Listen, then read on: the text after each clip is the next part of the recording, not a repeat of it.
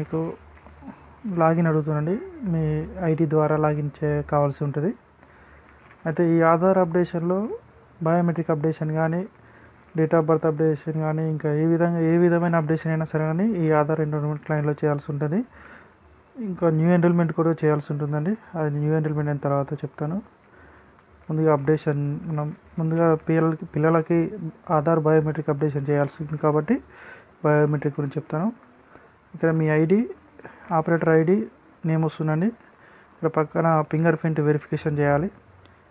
చేసి ఇక్కడ పాస్వర్డ్, మీ యూజర్కి ఏం పాస్వర్డ్ ఇచ్చారో ఆ పాస్వర్డ్ ఇంటేసి ఇక్కడ లాగిన్ పైన క్లిక్ చేస్తే మీకు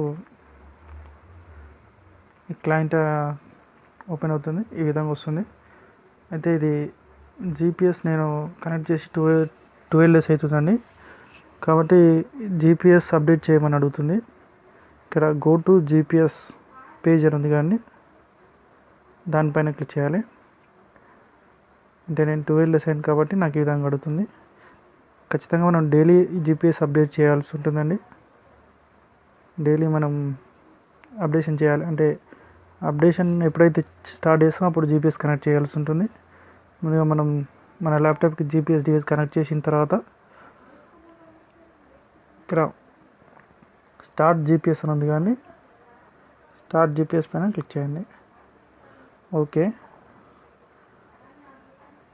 క్లిక్ చేసిన తర్వాత మీ ఇక్కడ మీ నెట్వర్క్ స్పీడ్ ఆధారంగా మనకి ఇక్కడ జీపీఎస్ తొందరగా కనెక్ట్ అవుతుందని ఇక్కడ చూడండి. నాకు జీపీఎస్ యాక్టివేటెడ్ అయిపోయింది కానీ నాకు జీపీఎస్ ఇంకా కనెక్ట్ కాలేదు. ఇక్కడ పైన నాకు ఇక్కడ చూడండి లొకేషన్ దగ్గర 00 వచ్చింది.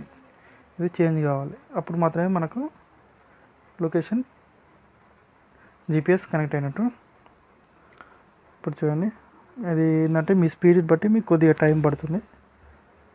ఇక్కడ చూడండి కింద వచ్చింది చూసారా జీపీఎస్ కింద, కానీ ఇక్కడ పైన కూడా వచ్చింది చూసారా. కానీ ఇది నాకు ఎనేబుల్ కాలేదు.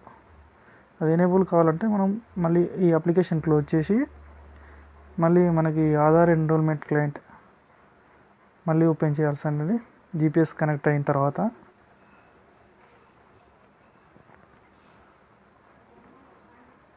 కనెక్ట్ అయిన తర్వాత మళ్ళీ మనం ఆధార్ ఎన్రోల్మెంట్ క్లయింట్ ఓపెన్ చేయాలి. ఓపెన్ చేసిన తర్వాత మళ్ళీ ముందు ఏ విధంగా లాగిన్ అయినామో ఆ విధంగా ఫింగర్ ప్రింట్ వెరిఫికేషన్ ఇచ్చి పాస్వర్డ్ ఇచ్చి లాగిన్ కావాల్సి ఉంటుందండి. ఇక్కడ ఇస్తున్నాను. ఫింగర్ ప్రింట్ ఇచ్చి పాస్వర్డ్ లాగిన్ అవుతున్నాను.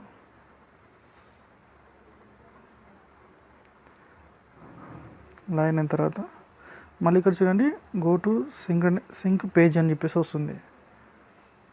గో టు సింక్ పేజ్ చేయాలి. అంటే నేను ఇంతకుముందు సింక్రనైజ్ చేయాలి కాబట్టి నాకు ఇదే వస్తుంది. మీకు రావచ్చు రాకపోవచ్చు. ఇక్కడ చూడండి ఫుల్ సింక్రనైజ్ పైన క్లిక్ చేసి ఇది చేస్తే నాకు ఎనేబుల్ అయింది. కానీ మళ్ళీ ఇంతకుముందు విధంగా గో టు సింక్ పేజ్ అని వస్తుంది. అయితే ఇప్పుడు నేను ఇప్పుడు సింక్రనైజ్ ఆపరేటర్ డీటెయిల్స్ ఉంది కానీ ఇది కూడా నేను సింక్రనైజ్ చేయాలి.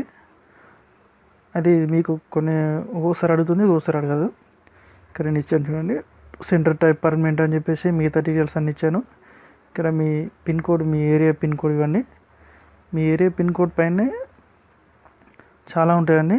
అందులో మీ విలేజ్కి సంబంధించిన అంటే మీ సెంటర్కి సంబంధించింది పిన్ కోడ్ ఇచ్చి ట్యాబ్ బటన్ ప్రెస్ చేయండి.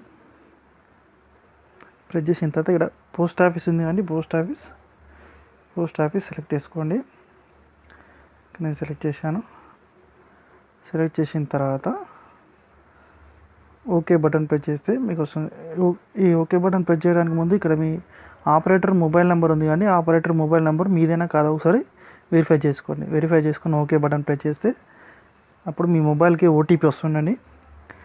ఓటీపీ వచ్చిన తర్వాత ఇక్కడ కింద చూడండి ప్లీజ్ వెరిఫై యువర్ బయోమెట్రిక్ అని చెప్పేసి ఉంది. ఇక్కడ ఫింగర్ ప్రింట్ వెరిఫికేషన్ అయినా చేయొచ్చు, ఐరిస్ వెరిఫికేషన్ అయినా చేయొచ్చు. ఈ రెండిట్లో ఏదైనా ఒక వెరిఫికేషన్ ఇచ్చేసి ఓకే అంటే మనకు ఓపెన్ అవుతుందండి. ముందుగా మనకు ఓటీపీ వస్తుందా, ఓటీపీ ఎంటర్ చేయాలి. నేను ఓటీపీ ఎంట్రీ చేస్తున్నాను. ఇక్కడ నేను ఫింగర్ ప్రింట్ ఇస్తున్నా. ఫింగర్ ప్రింట్ ఇచ్చేసి ఓకే చేస్తాను.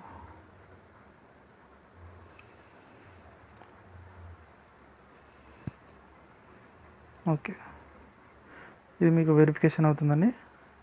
Verifying operator biometric and OTP please wait వస్తుంది.